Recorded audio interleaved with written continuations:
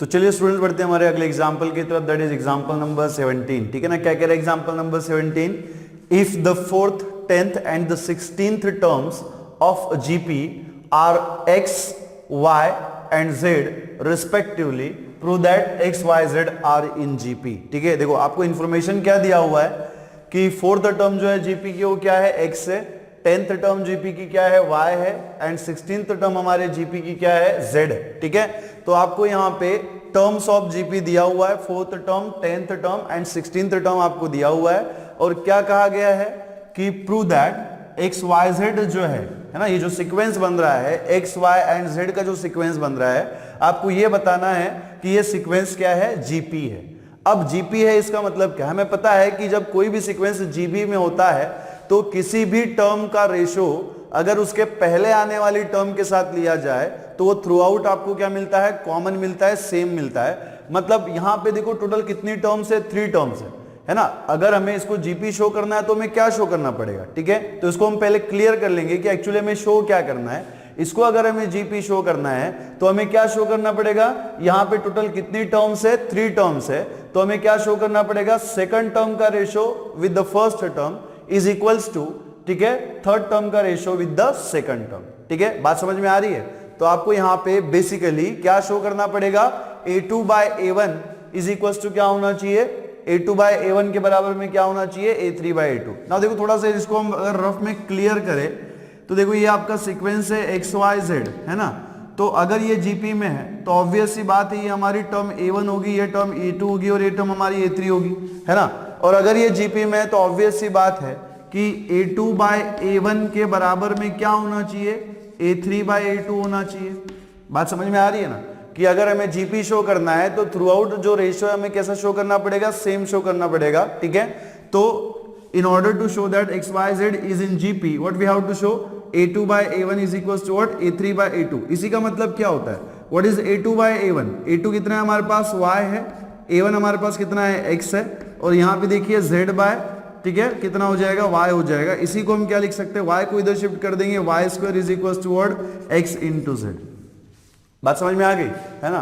तो अगर हमें एक्स वाई जेड को जीपी शो करना है तो अल्टीमेटली हमें क्या शो करना पड़ेगा, y square is equals to x into z. अगर हमने y square is equals to x into z show कर दिया तो हम ये बोल सकते हैं कि ये जो सीक्वेंस यहाँ पे आपको दिख रहा है एक्स वाई जेड, ये जीपी फॉर्म करता है। ठीक है ना, क्या फॉर्म करता है, जीपी फॉर्म करता है। तो देखिए इसको हम लिखेंगे कैसे, लिखेगा solution for the example number 17। ठीक है, solution for the example number 17। ठीक है, तो सबसे पहले यहाँ पे आप नोट कर लो given,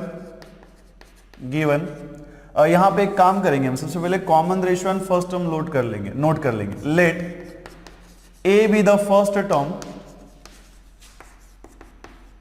A be the first term and r be the common ratio.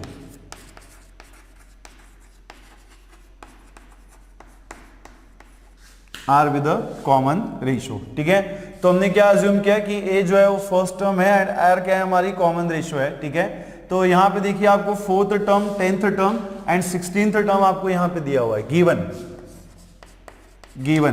4th term. 4th term का मतलब क्या, a4। बेटा a4 आपको यहां पे कितना दिया हुआ है, x है ना, a4 हमारे पास कितना है, x है। अब हमें ये पता है कि a4 is a 4th term of GP, और स्टैंडर्ड जीपी में जो 4th टर्म होती है हम किससे डिनोट करते हैं, देखो स्टैंडर्ड जीपी में जो फर्स्ट टर्म होती है हम किससे डिनोट करते हैं, ए से। सेकंड टर्म होती है उसको हम ए आर से डिनोट करते हैं, थर्ड टर्म होती है उसको हम ए आर क्यूब से डिनोट करते हैं, और जो 4th टर्म होती है उसको हम किससे, सॉरी ए आर स्क्वायर से। थर्ड टर्म हम ए आर स्क्वायर से डिनोट करते हैं, और जो 4th टर्म होती है उसको हम किससे डिनोट करते हैं, ए आर क्यूब से डिनोट करते हैं। तो बेसिकली अगर आप देखो तो ये हमारी फर्स्ट टर्म है, दैट इज a1, ये a2 है, ये क्या हो गया, a3 हो गया।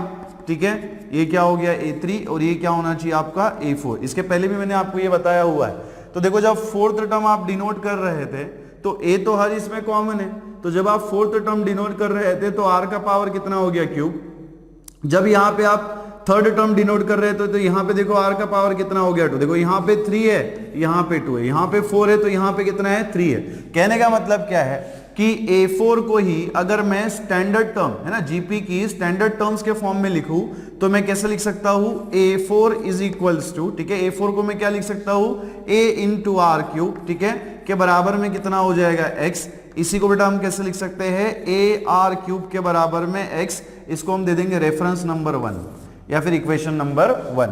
वैसे ही आप देखो और हमें क्या दिया हुआ है, 10th टर्म दिया हुआ है। 10th टर्म कितना है यहाँ पे, y है। सो a10 इज इक्वल्स टू, ठीक है, a10 इज इक्वल्स टू, देखो a10 इज इक्वल्स टू कितना हो जाएगा y, और अगेन अगर a10 को हम जीपी के स्टैंडर्ड टर्म्स के फॉर्म में लिखे तो जैसे कि मैंने आपको बताया यहाँ पे 4th टर्म था तो r क्यूब आया, ठीक है, 3rd टर्म था तो r स्क्वायर आया, 2nd टर्म था तो यहाँ पे कितना आया, r आया।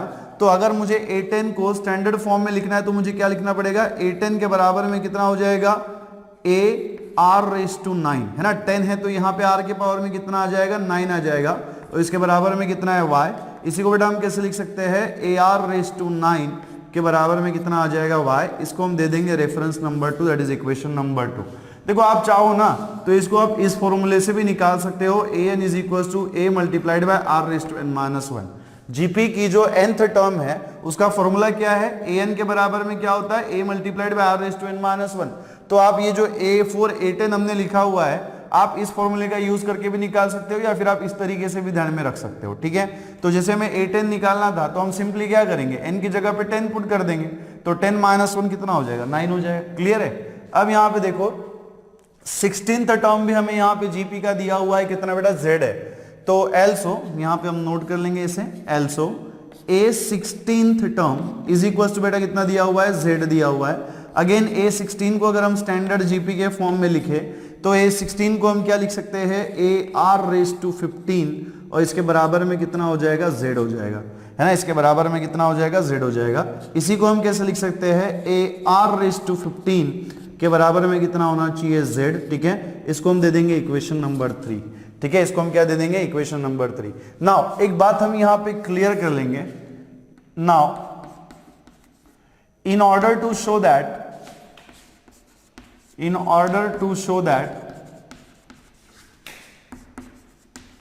ठीक है, x y z are in GP we have to prove हमें क्या प्रूव करना पड़ेगा, y square is equals to x into z, we have to prove y square is equals to x into z। Now यहाँ पे देखो y square हमें कैसे मिलेगा, ठीक है, अगर आप थोड़ा यहाँ पे ध्यान से देखो तो हम क्या कर सकते हैं ना, यहाँ पे देखो हम क्या करेंगे, इक्वेशन देखो इसके RHS में कितना है, x into z है। देखो x आपको कहाँ पे दिख रहा है, इक्वेशन नंबर 1 में दिख रहा है, और z आपको कहाँ दिख रहा है, इक्वेशन नंबर 3 में दिख रहा है। तो अगर हमें x into z लाना है तो हम क्या करेंगे, इक्वेशन 1 और इक्वेशन 3 का मल्टीप्लीकेशन कर देंगे, तो LHS का मल्टीप्लीकेशन LHS के साथ हो जाएगा, ठीक है, और RHS का मल्टीप्लीकेशन जो है वो किसके साथ हो जाएगा बेटा, RHS के साथ हो जाएगा। तो इसी को हम कैसे लिख सकते हैं, मल्टीप्लाइंग, ठीक है, multiplying equation 1 and 3। Equation 1 and 3 का जब हम मल्टीप्लीकेशन करेंगे तो LHS का मल्टीप्लीकेशन हम LHS के साथ करेंगे और RHS का मल्टीप्लीकेशन हम RHS के साथ करेंगे। तो यहां पे देखिए इक्वेशन 1 का LHS हमारा कितना है, AR cube multiplied by equation 3 का LHS हमारा कितना है, AR रेज़ टू 15, और यहां पे देखो इसके बराबर में इक्वेशन 1 का RHS कितना है, x, और इक्वेशन 3 का RHS कितना है, z। तो ये कितना हो जाएगा, x इंटू z। तो यहां पे देखिए ये a इंटू a कितना हो जाएगा, a स्क्वायर, ये r क्यूब है, ये r रेज़ टू 15 है, दोनों का बेस सेम है, पावर का एडिशन करेंगे तो 3 + 15 बेटा कितना हो जाएगा, r रेज़ टू 18, और इसके बराबर में बच्चा आपको क्या मिल जाएगा, x इंटू z, ठीक है ना, क्या मिल जाएगा, x इंटू z। नाउ यहां पे देखिए इसी को हम कैसे लिख सकते हैं, a स्क्वायर, ठीक है, और यहां पे r रेज़ टू 18 को ही आप क्या लिख सकते हो, r रेज़ टू 9, ठीक है, r raise to 9 raise to 2, इसके बराबर में क्या हो जाएगा, x इंटू z। क्या हम इसको ऐसा लिख सकते हैं, देखो 9 इंटू 2, अगर पावर का मल्टीप्लीकेशन आप कर दोगे तो 9 इंटू 2 को ही आप क्या लिख सकते हो, 18। 9 इंटू 2 क्या होता है, 18 होता है। इसका मतलब क्या है कि r रेज़ टू 18 को हम ऐसा लिख सकते हैं ना। अब यहाँ पे देखिएगा कि यहाँ पे भी a का स्क्वायर है, यहाँ पे क्या है, r रेज़ टू 9 का स्क्वायर है, तो इन दोनों का अगर हम स्क्वायर कंबाइन कर दे तो आपको ब्रैकेट में क्या मिलेगा, a multiplied by r raise to 9, ठीक है, रेज़ टू कितना हो जाएगा, स्क्वायर, और यहाँ पे क्या मिलेगा आपको, x इंटू z, ठीक है ना। नाउ यहाँ पे देखिए what is AR raise to 9, अगर आप थोड़ा ध्यान से देखो इक्वेशन नंबर 2 की तरफ तो आपको दिख रहा होगा कि AR⁻9 जो है it is nothing but the y, है ना, ये क्या है, y है। तो आप यहाँ पे क्या पुट कर देंगे, AR⁻9 की जगह पे y पुट कर देंगे तो ये कितना हो जाएगा, y² मल्टीप्लाई इसके बराबर में कितना आ जाएगा, x इंटू जेड, ठीक है, बाय यूजिंग ठीक है, by using equation number 2। So therefore यही तो हमें प्रूव करना था। In order to show that the x, y, z are in GP, what we have to prove, हमें क्या प्रूव करना था, y² is equals to x into z। so हमने ये प्रूव कर दिया। so therefore ठीक है, x, y, z are in GP, ठीक है, x, y, z are in GP लिखिएगा।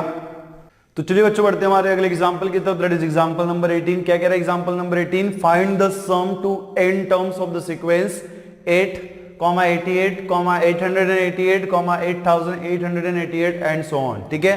तो इस सीक्वेंस की आपको क्या करना है, n टर्म्स की सम निकालनी है।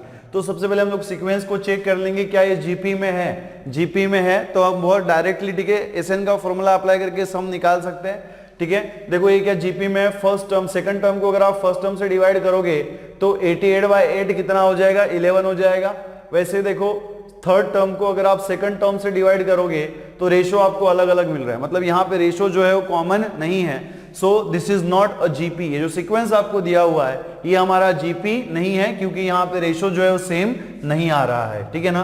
तो लिखिएगा solution for the example number 18, ठीक है। सबसे पहले हम यहाँ पे ये नोट कर लेंगे कि this is not a GP, ठीक है, this is not a GP, ठीक है, this is not a GP. But हमें सम तो निकालना है, भले ही ये जीपी ना हो लेकिन इसके एन टर्म्स का सम तो हमें निकालना है। तो हम क्या करेंगे, हाउएवर, ठीक है, however we can relate it to a GP by writing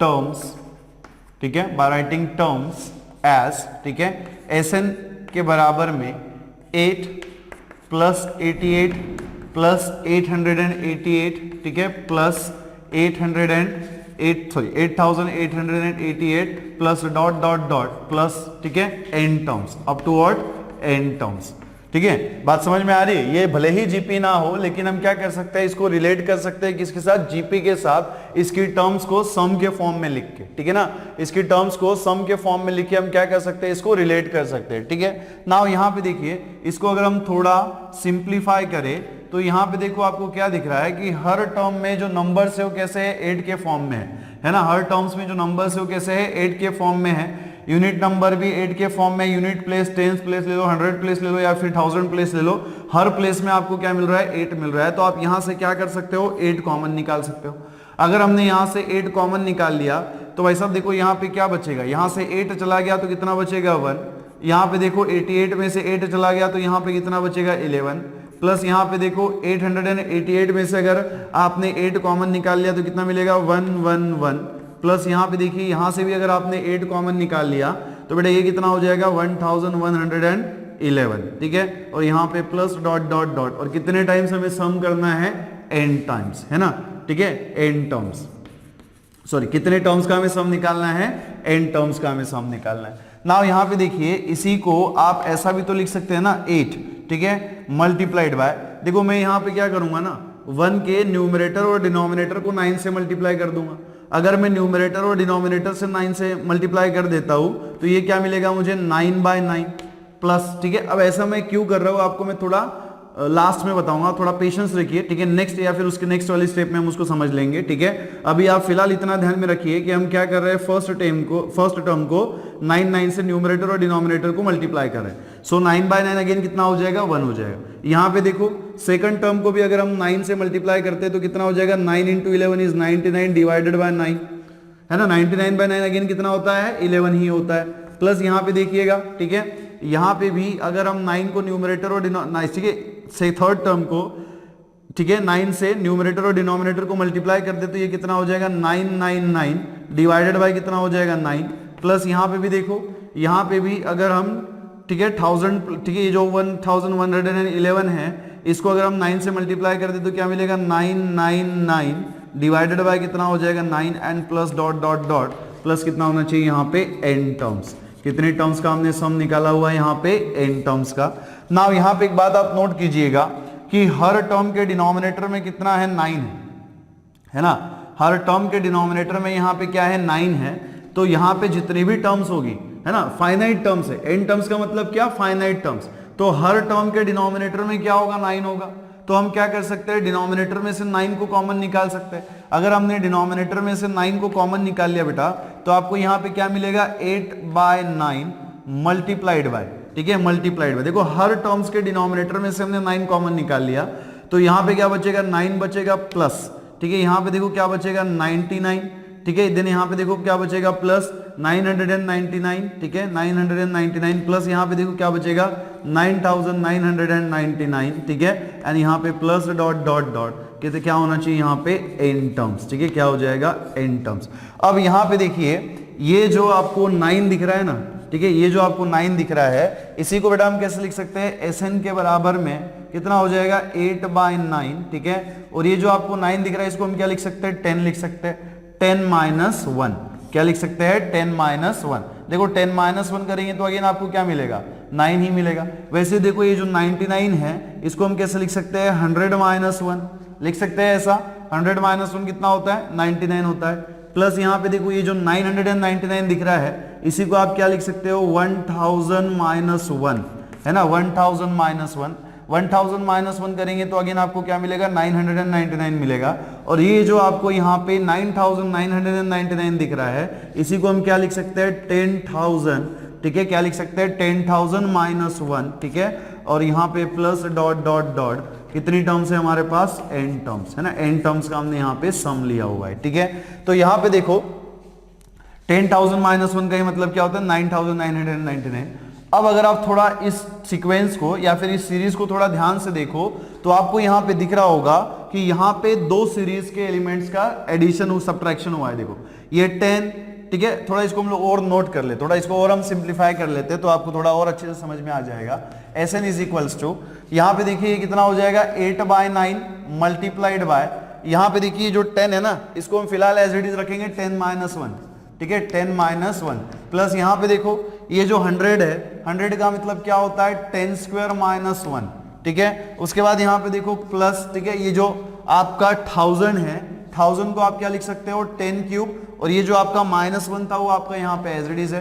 plus वैसे ही यहाँ पे देखो 10,000 है, 10,000 को आप क्या लिख सकते हो 10⁴ और ये कितना हो जाएगा -1 प्लस डॉट डॉट डॉट, ठीक है, और यहाँ पे बेटा कितनी टर्म्स है हमारे पास n टर्म्स है, ठीक है ना, कितनी टर्म्स है n टर्म्स, और यहाँ पे ये ब्रैकेट क्लोज। नाउ यहाँ पे देखिएगा अब अगर आप थोड़ा इसको ध्यान से देखो तो बिल्कुल आपके समझ में आ जाएगा कि यहाँ पे ये क्या है एक्चुअली सम ऑफ सीरीज है ना, सम ऑफ द टर्म्स है, sum of the terms of the series है। अब यहाँ पे देखो कि यहाँ पे ना दो सीरीज की टर्म्स का सब्ट्रैक्शन हुआ है ना। फर्स्ट सीरीज की टर्म्स क्या है 10, 10², 10³ 10⁴, और जो सेकंड सीरीज होनी चाहिए उसकी टर्म्स क्या है -1, -1, -1 एंड -1।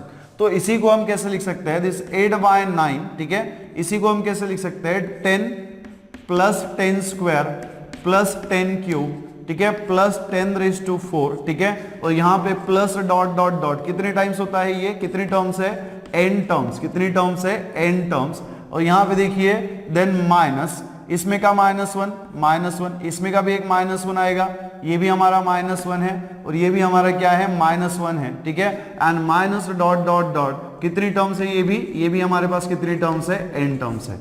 बात समझ में आ रही है। हमने क्या किया यहाँ पे, ठीक है, दो सीरीज की टर्म्स का सब्ट्रैक्शन हो रहा था तो दोनों सीरीज को हमने क्या कर दिया यहाँ पे सेपरेटली लिख दिया। फर्स्ट सीरीज की टर्म क्या थी 10, 10², 10³ 10⁴, एंड सेकंड सीरीज की टर्म्स क्या थी -1, -1, -1 एंड -1, ठीक है। नाउ यहाँ पे देखिएगा Sn इज इक्वल्स टू ये जो हमारा 8/9 है ये तो आपका एज इट इज रहेगा।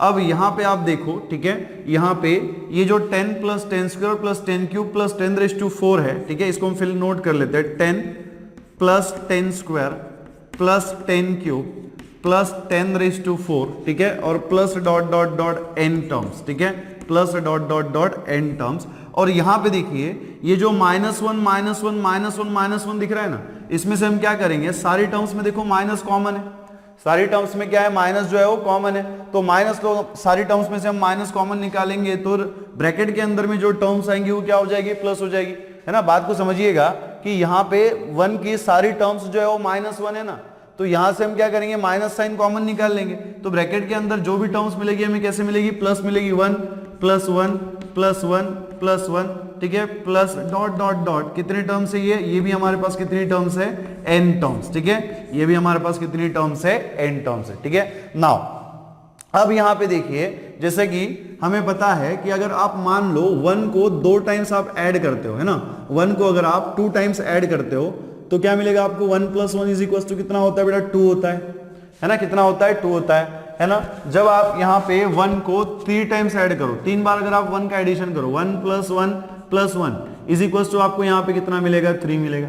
जब आप 1 को 4 टाइम ऐड करोगे, 1 + 1 + 1 + 1, ठीक है, तो आपको देखो यहाँ पे कितना मिलेगा, 4 मिलेगा, ठीक है। कहने का मतलब क्या है कि जब आपने 1 को 2 बार ऐड किया तो आपको कितना मिला, 2 मिला। जब आपने 1 को 3 बार ऐड किया, है ना, जब आपने 1 को 3 बार ऐड किया तो आपको कितना मिला, 3 मिला। और जब आपने 1 को 4 टाइम्स ऐड किया, 4 बार ऐड किया तो आपको यहां पे कितना मिला, 4 मिला। वैसे ही यहां पे देखो, यहां पे हम 1 को कितने टाइम्स ऐड कर रहे हैं, कितने टाइम्स ऐड कर रहे हैं, n टर्म्स है ना, यहाँ पे कितने बार सम हुआ है, n टर्म्स बार सम हुआ है, n बार सम हुआ है, मतलब कितनी बार हम यहाँ पे 1 को ऐड कर रहे हैं, n बार, है ना। जैसे यहाँ पे हम 1 को 2 टाइम्स ऐड कर रहे थे तो हमें यहाँ पे 2 मिला ना, वैसे ही जब हमने यहाँ पे 1 को 3 टाइम्स ऐड किया तो हमें 3 मिला, जब हमने 1 को 4 टाइम्स ऐड किया तो हमें कितना मिला, 4 मिला। तो यहाँ पे देखो 1 + 1 + 1 + 1 n टर्म्स, मतलब यहाँ पे n का कितनी बार एडिशन हुआ है, n बार एडिशन हुआ है, n टाइम्स एडिशन हुआ है।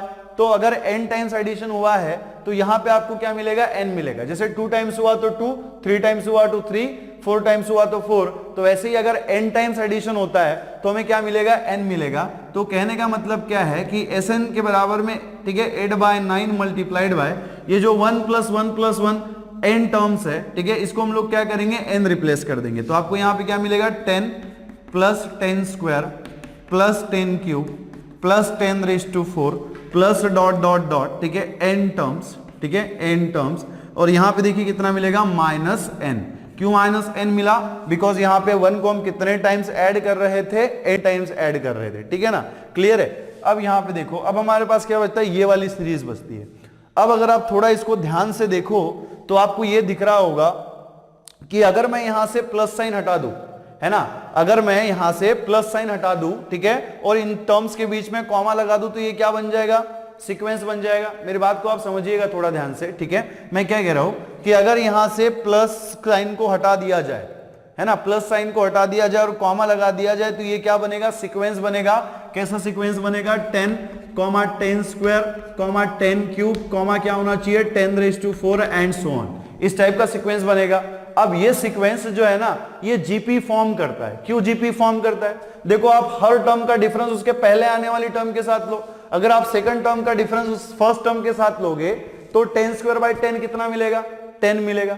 वैसे ही देखो, अगर आप थर्ड टर्म का, सॉरी नॉट डिफरेंस, रेशो, है ना, मैं बाय मिस्टेक डिफरेंस बोल गया, उसको आप करेक्ट करिएगा, ठीक है, रेशो की बात कर रहे हैं हम लोग, ठीक है।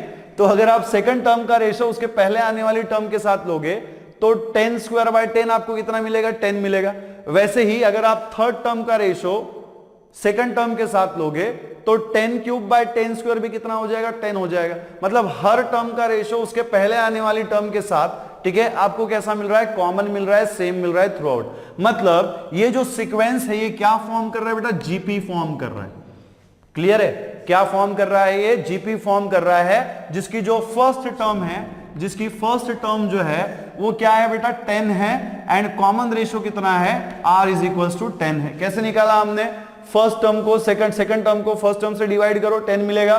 थर्ड टर्म को सेकंड टर्म से डिवाइड करो तो भी आपको क्या मिलेगा, 10 मिलेगा। मतलब कॉमन रेशो कितना है, 10 है, और यहां पे फर्स्ट टर्म हमारी कितनी है, ये भी 10 है। अब मुझे आपको बताना क्या था कि अगर ये जियोमेट्रिक प्रोग्रेशन है ना, अगर ये जियोमेट्रिक प्रोग्रेशन, ये सीक्वेंस अगर जीपी फॉर्म करता है तो इसको प्लस साइन से कनेक्ट कर दिया जाए तो ये क्या बनेगा, जियोमेट्रिक सीरीज बनेगा, ठीक है ना, क्या बनेगा, जियोमेट्रिक सीरीज बनेगा। तो इसका मतलब क्या है कि ये जो आपको यहां पे सम दिख रहा है 10 plus 10 square plus 10 cube plus 10 raise to 4, ठीक है, it is a sum of n terms of GP, है ना, दिस इज नथिंग बट, ठीक है, this is nothing but the what, sum of n terms of GP, ठीक है, GP के ये क्या है, n टर्म्स का क्या है, सम है, और हमें पता है कि जीपी की n टर्म्स का सम हम किस फॉर्मूले से निकालते हैं, Sn इज इक्वल टू क्या होता है, first term multiplied by 1 minus r raise to n divided by कितना होता है, 1 माइनस r।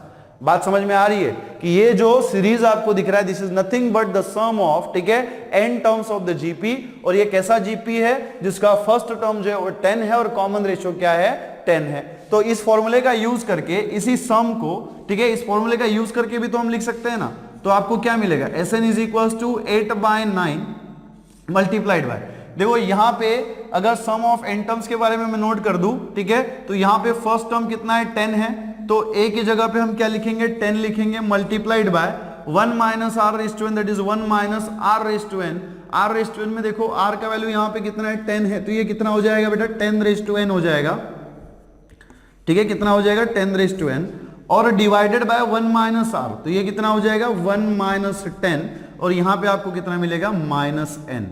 बात समझ में आ रही है, कितना मिलेगा, माइनस n। तो इसी को हम कैसे लिख सकते हैं, Sn इज इक्वल्स टू 8/9, ठीक है ना, और यहाँ पे देखिएगा आपको क्या मिलेगा, 10 मल्टीप्लाइड बाय, ठीक है, यहाँ पे देखो 1 माइनस 10 रेज टू n है ना, देखो मैं क्या कर रहा हूँ ना, यहाँ से पहले ही माइनस साइन में कॉमन निकाल रहा हूँ, ठीक है, पहले ही माइनस साइन अगर कॉमन निकाल दिया तो कितना मिलेगा, 10 raise to n minus 1 divided by 1 minus 10 कितना हो जाएगा, माइनस 9। मुझे पहले ही पता था कि डिनोमिनेटर में माइनस आने वाला है, इसलिए मैंने क्या किया, इस ब्रैकेट में से माइनस साइन बाहर ले लिया, और यहाँ पे आपको कितना मिलेगा, माइनस n मिलेगा। यहाँ पे देखो न्यूमरेटर में भी माइनस है, डिनोमिनेटर में भी माइनस है, माइनस माइनस आपका प्लस हो जाएगा, तो आपको जो फाइनल आंसर मिलेगा, ठीक है, जो आपका फाइनल आंसर होगा वो कैसा होगा, Sn इज इक्वल्स टू 8/9, ठीक है, देन मल्टीप्लाइड बाय, ठीक है, 8/9 मल्टीप्लाइड बाय, देखो 10 इंटू, है ना, ये कितना है, 10 इंटू, तो यहाँ पे देखो ये माइनस माइनस तो प्लस हो गया, तो ये कितना बचा, 10 इंटू 10 रेज टू n, ठीक है ना, 10 raise to n minus 1 divided by 9, और ये कितना हो जाएगा, माइनस n, ठीक है, ये हो गया आपका फाइनल आंसर। अगर आप चाहे तो 8/9 से अंदर मल्टीप्लाई भी कर सकते हो, 8/9 से अगर आप अंदर मल्टीप्लाई करोगे तो 8 इंटू 10 80 हो जाएगा, एंड 9 इंटू 9 कितना हो जाएगा, 81 हो जाएगा, है ना, कितना हो जाएगा, 81, एंड 8/9 इंटू n कितना हो जाएगा, माइनस 8/9 n, ठीक है। तो आप चाहे तो उसको मल्टीप्लाई भी कर सकते हो, या फिर इतना भी लिखा तो भी हमारा आंसर सफिशिएंट है, लिखिएगा।